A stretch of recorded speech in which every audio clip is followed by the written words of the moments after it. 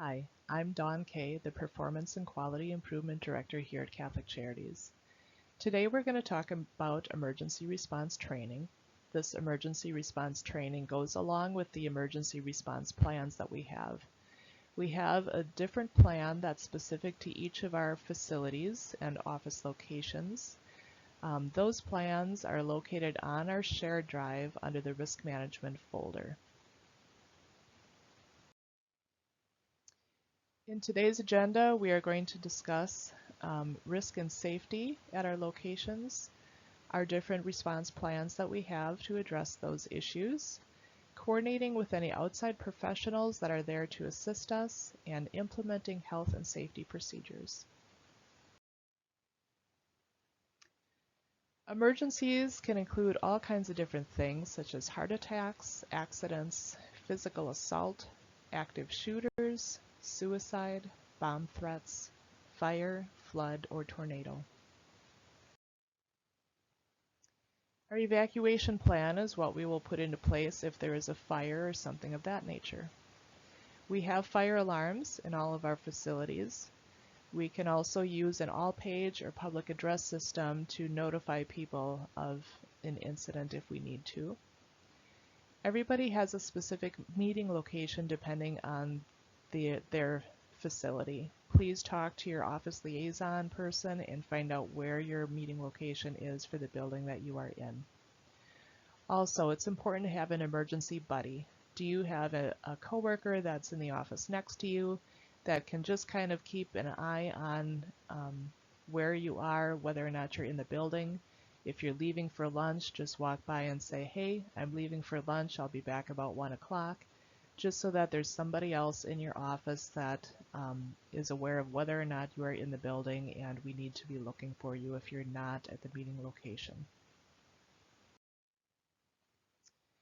We have different jobs for different people. Check those emergency plans and find out who is the person who's responsible for each of these different things. The team leader is the person who's in charge and should be notified if anybody is missing, those kinds of things. The floor warden should keep people moving towards the exits and also account for people on their floor and notify the team leader if anybody is missing or unaccounted for. The searcher is going to be going through looking for anybody who is injured or stuck or unable to leave the building. The stairwell and elevator monitors will keep the stairwells open and moving and keep people away from the elevators. People that have disabilities that are unable to evacuate on their own, we will have people assigned to help them exit the building. And we will have assembly area monitors that will account for all the evacuees in the assembly area and make sure the incident commander knows if anyone is missing or injured. Move to shelter plan. If there is severe weather such as a tornado, we will have tornado sirens in the community that will go off. We also have the public address system again, or the all page on our telephones to notify everybody in the building if there is a problem. Meeting location will be inside. Again, check with your office liaison and find out where that meeting location is. And again, have an emergency buddy so that somebody knows whether or not we should be looking for you or if you are off-site.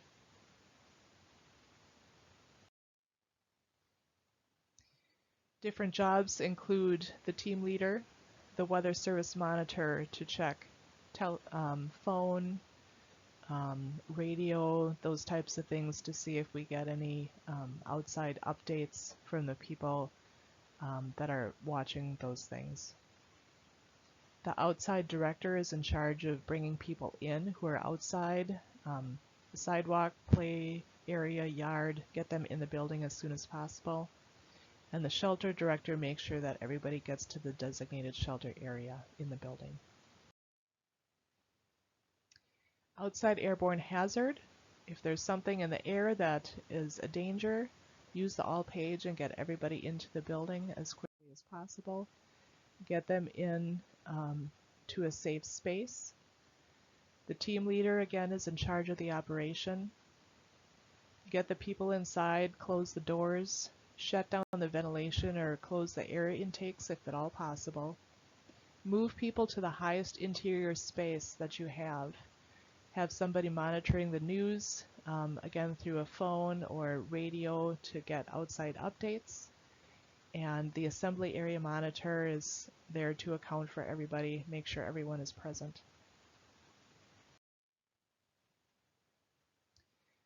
A lockdown plan. If there's a potentially dangerous situation, if somebody is being threatening or if you know of any kind of danger, we have code words.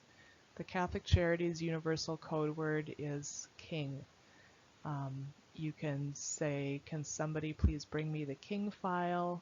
Mr. King, can you meet me at the front desk? Anything like that is to alert people of a potential dangerous situation. We also use the universal color codes to tell people if there's a dangerous situation. Those are listed here on this next slide. Bomb threat is black, fire is red, or medical emergency is blue. Please follow those so that you know what is going on. For medical emergencies, dial 911 and be prepared to give the dispatcher the following information. Make sure that you can tell them the number and location of any victim or victims that are present, the nature of the injury or illness, any hazards that are involved, and the nearest entrance or emergency access point for them to come to assist.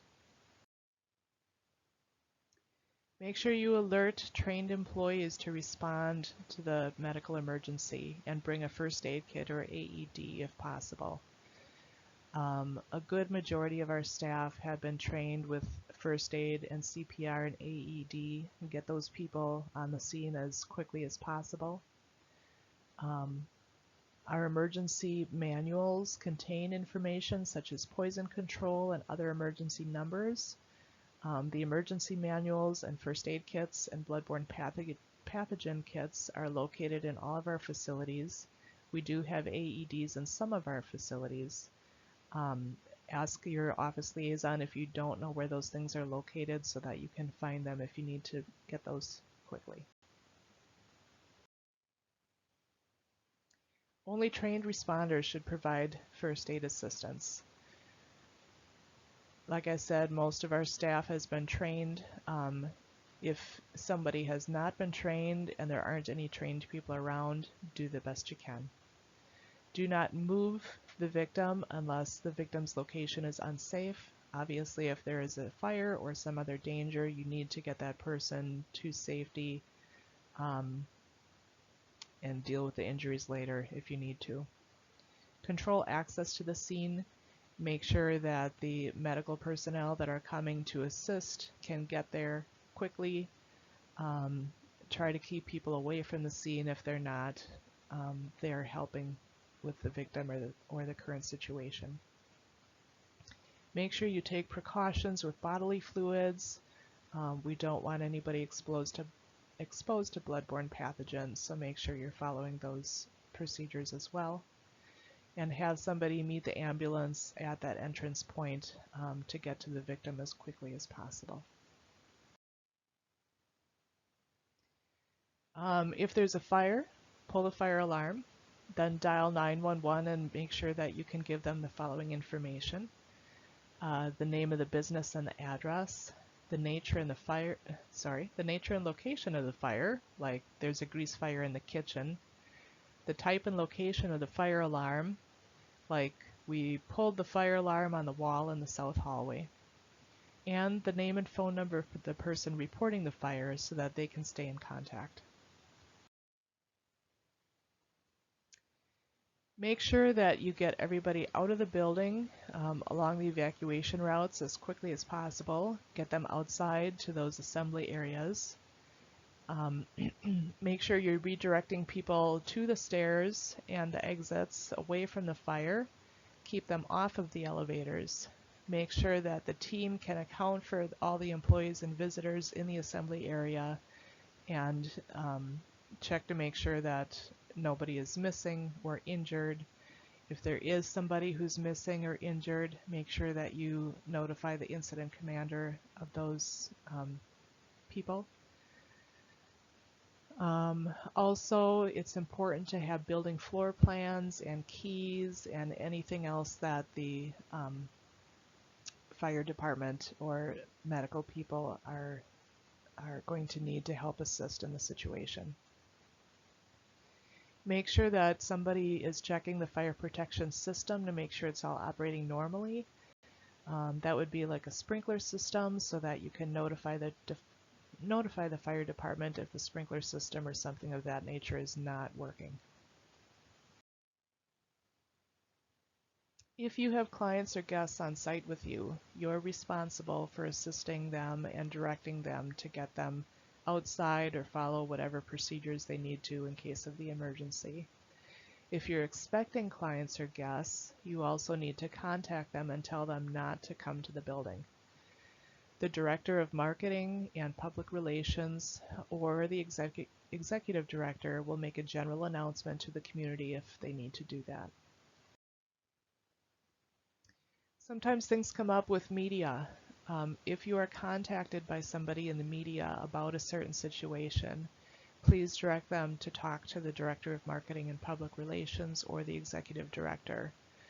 Also, make sure that you give the Director of Marketing and Public Relations and the Executive Director just a heads up if you become aware of any situations that they might be contacted about so that they can prepare a statement and a response.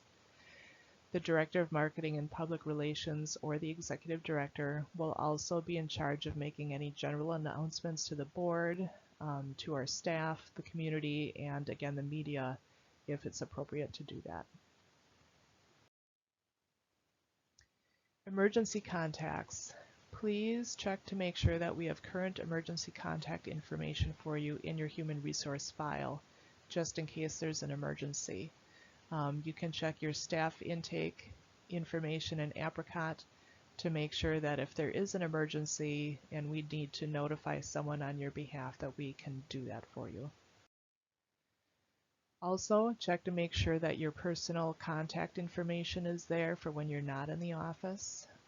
Make sure we have a home phone or a cell phone that we can contact you if you are off-site and there's an emergency. Phone trees or text trees are an important way for your managers or other people to quickly get a hold of you and let you know if there is an emergency that you need to be aware of. If you have any questions for your site-specific information, talk to your office liaison and get the information from them. If you have any general questions, please feel free to contact me and I'll do the best I can to answer those questions for you. Thank you for joining me today in our training, and thank you for helping us make this agency safe.